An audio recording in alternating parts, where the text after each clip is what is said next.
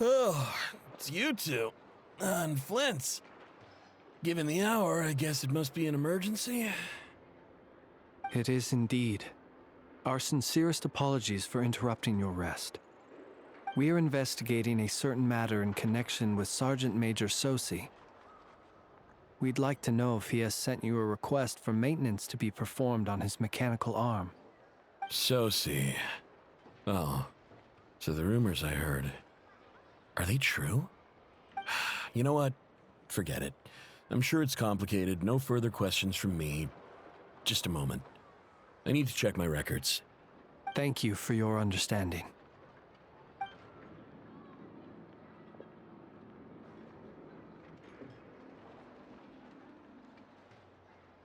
Got it. 8 days ago, he came to request a round of regular maintenance. But as it happened, I had run out of the required components. His mechanical arm is especially sophisticated, having been designed by Aino personally. The parts, too, could only be made by her. As such, they usually take several days to arrive. In fact, this time, he even asked me if we could push his request forward. And I understood, completely. Not being able to use your hand, that's rough for anyone. But even more so if your job involves fighting out in the wild. So I did my best to convince Aino to rush the job. And eventually, the parts arrived. 3 days ago, if I remember correctly. I sent word to the Lightkeepers immediately, but he never showed up. I assumed he was just out on some mission or other. What's with those faces? Everything all right? You've provided us with some very crucial information, Hintsa. You have our thanks. We can't make everything public yet, but once our investigation is complete, I will return to thank you and provide an explanation on behalf of all the Lightkeepers. No worries. Just glad I could help. Thanks. Good night. Good night. Hope the investigation goes well.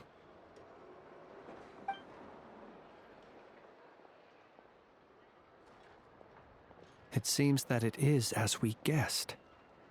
The Sergeant Major Sosi you encountered while repairing the cannon was actually Rerir in disguise. 8 days ago, he had yet to act.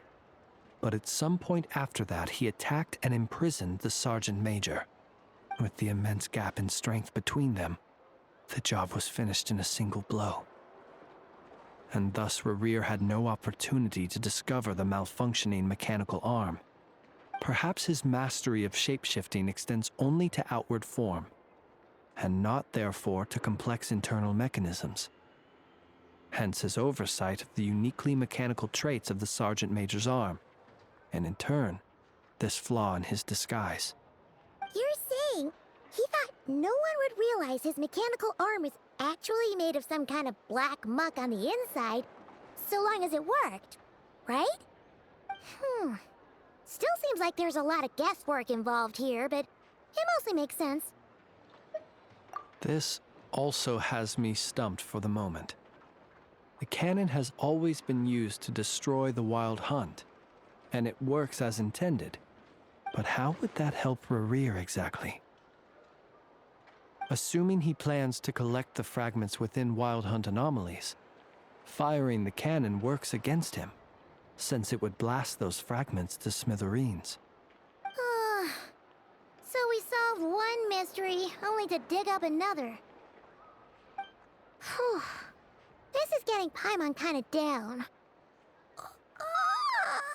And sleepy too. Yes, I'd say it is high time we took a break. Seems like there's a lot left to investigate. We'll have to fight Rerir eventually. And we'll do a poor job if we're not well rested. Yeah, we should totally get some sleep first. A reasonable suggestion. I have no doubt that my quarters have been turned inside out by now, at any rate. My colleagues have never failed to live up to my expectations of their discourtesy. Well, guess we'll just have to pick you up as usual. That would be good, yes. Feel free to put the room costs on my tab.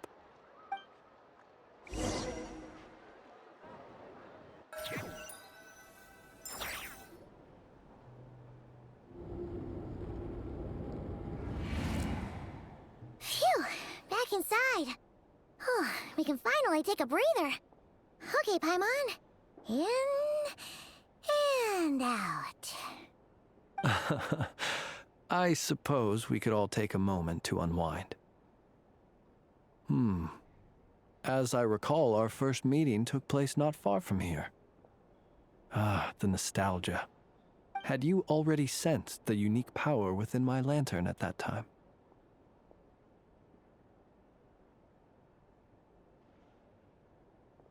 I see. Words truly do fail to capture your superlative insight. Fortunate then that abyssal energy was only leaking from the fragment in minuscule amounts when we first met. Or I might have been in for a real interrogation. Yeah, hard to say how that would have played out. We've had a whole bunch of unpleasant run-ins with the Abyss.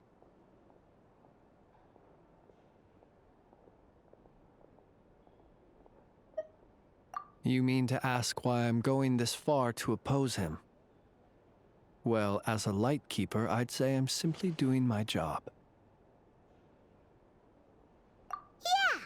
You're covered in more mysteries than Paimon could shake a skewer at.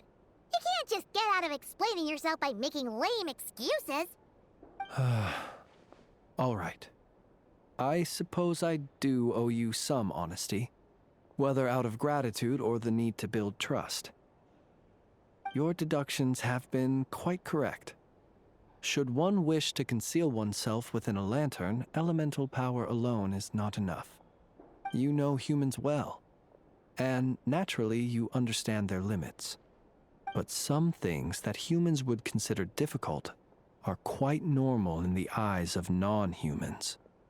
So, you mean you're one of the latter?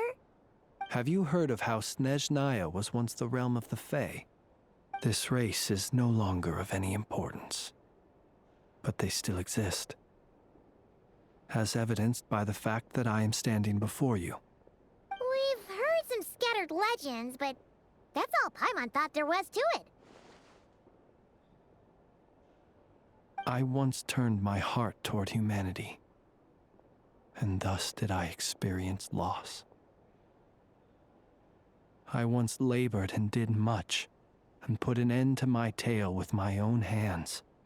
When you realize you are floating in the middle of a vast ocean, you cannot help but feel that swimming in any direction would be equally meaningless. Would it not be better, then, to simply sink? But before I could sink to truly lightless depths, chance had it that I should be awakened by a band of Ratniki. They were facing a horde of abyssal monsters, and could not last against such a disparity in strength. Yet none fled. Those who dwell in darkness for long enough become exceedingly sensitive to all light. And the first light I saw upon awakening was that which shone from their eyes. Is that why you chose to help them? Perhaps I was moved by their valor. Perhaps I simply saw my past self in them, and was moved to action for the first time in a long, long while. But I was freshly awoken, and my powers were limited. I could not prevent casualties altogether. The survivors and I buried the fallen heroes. That was the origin of the Final Night Cemetery. Well, not exactly. I was just more familiar with them. So joining up seemed the most convenient way to experience human life. Doesn't sound too believable. Well, I believe it. Besides, I'm well past the age when one might believe in things that must be done. Nonetheless, there are still some things I will not allow to happen. The chaos that Rerir has been stirring up is one of them.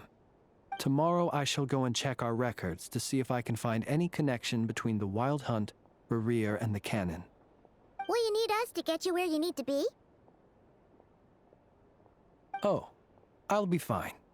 I keep a backup copy at my residence in case of emergencies. Can you even go back there right now? Won't there be Ratniki watching it? Thanks for the reminder. I believe they'll have checked my place, but they won't have stayed. All things are ranked according to their priority, and we lack the manpower for such an open-ended stakeout. And even if someone is waiting, I have ways around that. I am the master of my own house, after all. All right, then. We'll trust you. We sure ended up chatting for a while, huh? I'm super tired now. But, you know, feels like we can breathe easier now that we know you better. I didn't take you for the cautious sort. Anyway, I hope you'll help me keep this a secret. I'd prefer others not to know about my past unless strictly necessary. Nor do I want to attract more trouble on account of being a fae. Paimon's lips are sealed too. All right. Thanks again for your help. Good night, you two. Finally, we can rest. Let's go get some sleep. There's tons to do